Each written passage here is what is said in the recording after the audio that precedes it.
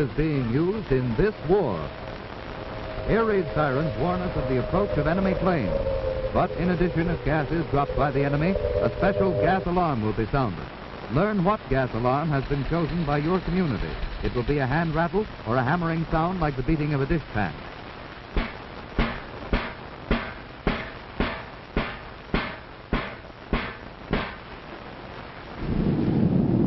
War gas is dropped from planes either as a spray or in gas bombs. But should enemy raiders use gas against your community, there is no reason for fear or panic. Because if you know what to do, you can protect yourself and safeguard your family against the menace of gas from the air.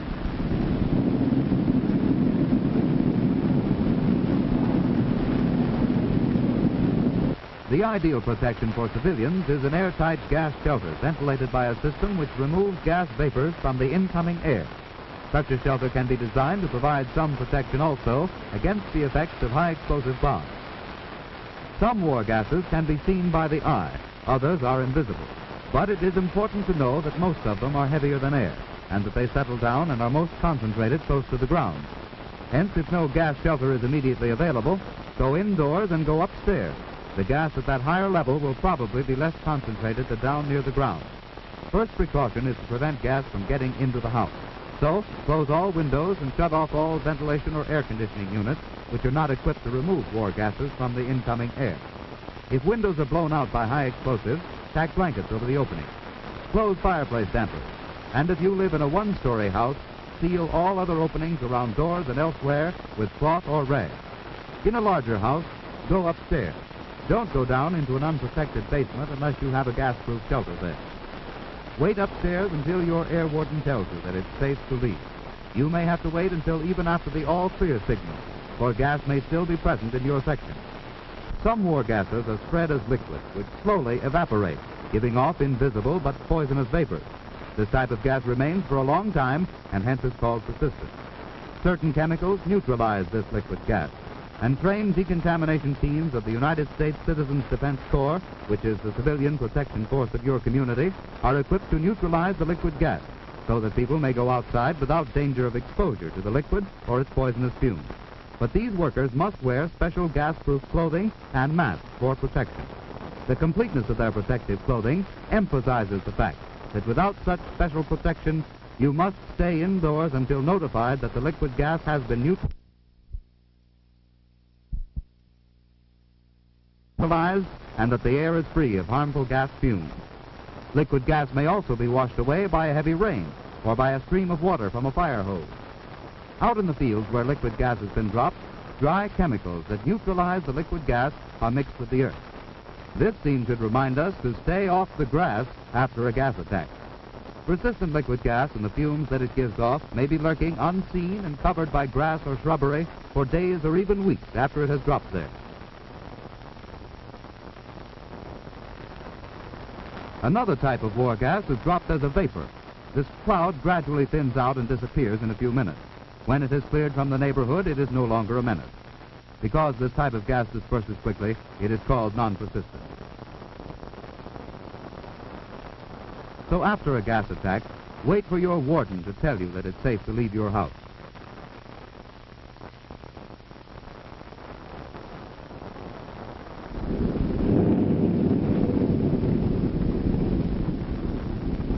If you should be caught outdoors when gas is dropped, hurry to shelter, but don't look up, because liquid gas might fall into your eyes. Every second counts. Act quickly now in applying first aid. There are certain simple steps you can take to prevent or minimize the harmful effects of war gas. If the liquid splatters onto your skin or clothing, or if you have been exposed to gas vapors, remove all outer clothing outside the house, including shoes. This avoids spreading the gas inside. Remember, liquid gas spreads by contact like poison ivy.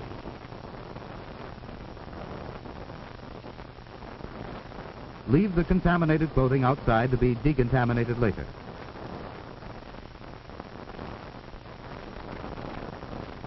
First, quickly remove as much of the liquid gas as you can by carefully blotting with dry cloth or absorbent material. Be careful not to smear or spread the liquid gas onto fresh skin areas. You must work fast. The liquid gas will cause blisters if not neutralized in a few minutes after exposure. You may use absorbent tissues to blot the liquid gas from the skin. Absorbent cotton may be used in the same way with equal success. Throw the contaminated materials used to remove the liquid gas into covered containers to be destroyed later on. Use ordinary household bleaching solution containing sodium hypochlorite to neutralize any liquid gas remaining on the skin. The exposed area of skin should be gently and thoroughly bathed with absorbent material saturated with the bleaching solution. Do not use rough cloths and do not rub with pressure, as this might cause irritation.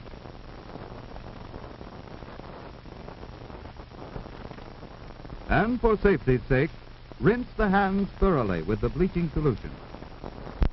Provided eyes have been exposed, they should be treated immediately. The recommended treatment for the eyes is a 2% solution of baking soda, that is, bicarbonate of soda.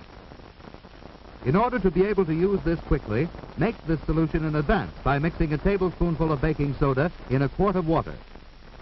Keep this handy in tightly corked and properly labeled bottles. Now, to actually irrigate your eyes, fill an enema bag with the prepared baking soda solution. Have someone help you irrigate each eye with a steady stream for at least 2 minutes. Alternate back and forth from one eye to the other, so that injury from the gas does not develop in one eye while you are treating the other.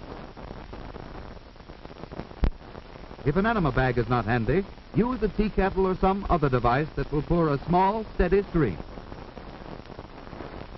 Results will be improved if you can hold the eyes open. And if you can't find anyone else to help, you can irrigate your eyes yourself, even though it is awkward. Then get into a shower as quickly as possible. This removes the bleaching solution after it has neutralized the gas. Use plenty of soap and wash thoroughly, for by doing so, you are taking an added precaution in the event you may have missed some exposed area. And be sure to wash your hair before you're through. If you don't have a shower, stand in the tub. Soap yourself thoroughly. Meanwhile, fill buckets of water and pour them over you to substitute for the shower.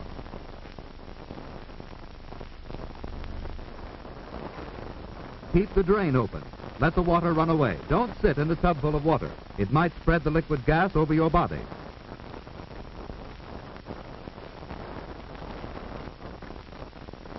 After bathing, irrigate the nose with a stream of the baking soda solution. And to treat the throat, use the same solution as a gargle.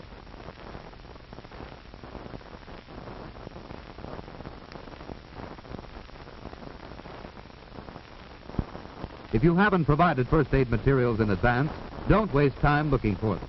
Do the next best thing. Wash immediately after removing your clothes. Let water run into your eyes to help remove any traces of gas which may be in them.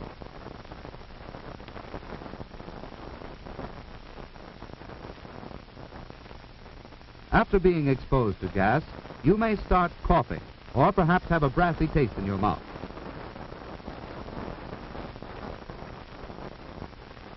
Your lungs may feel heavy and oppressed. Maybe cigarettes don't taste like they usually do.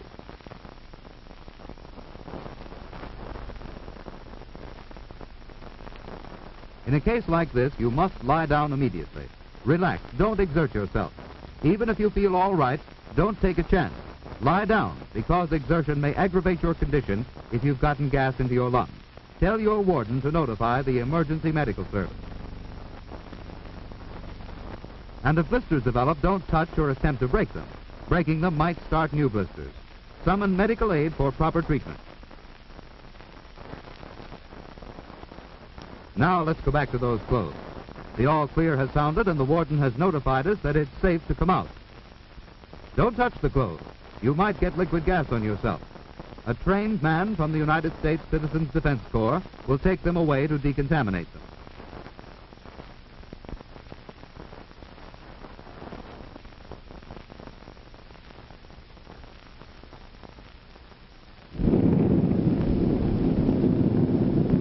Why does the enemy use gas against civilians? Well, gas bombs dropped by the enemy do not destroy our homes and factories as do high explosive bombs. War gas does not start the devastating fires that are the great menace of incendiary bombs. War gas does not shatter arms and legs as bullets and bomb fragments do. The real purpose of the enemy in using war gas is to spread fear and panic, to destroy our morale, and to cripple our war production. The enemy hopes that we will become scared and panicked, that the weapons our soldiers are waiting for will fail to arrive when crucial battles demand them. But you can thwart the enemy by not giving way to fear and panic, because you know what to do if gas comes. Remember, close all openings which might permit gas-laden air to enter the building. Use blankets to cover windows shattered by high-explosive bombs. Go up above the first floor. Don't go down into the basement unless you have a gas-proof shelter there. Stay indoors until your air warden tells you it's safe to leave. If you come in contact with gas outdoors, leave outer clothing outside the building. Time is your ally if you use it, so apply first aid as quickly as possible. Quickly remove any liquid gas by blotting. Be careful not to spread the liquid gas. Then gently and thoroughly bathe the affected skin area with the bleaching solution. Wash each eye out for 2 minutes with a 2% baking soda solution. Soap and wash next. Use lots of soap, do a thorough job. Use either a shower or pour buckets of water over you in a bathtub. Irrigate your nose. And gargle your throat with the baking soda solution after bathing. Don't waste time looking for first aid materials. If you haven't provided them in advance, soap and shower immediately after removing your clothing. Wash your eyes out with plain water. If your lungs are affected, lie down to rest while waiting for the doctor to arrive. Or if blisters form, summon medical aid.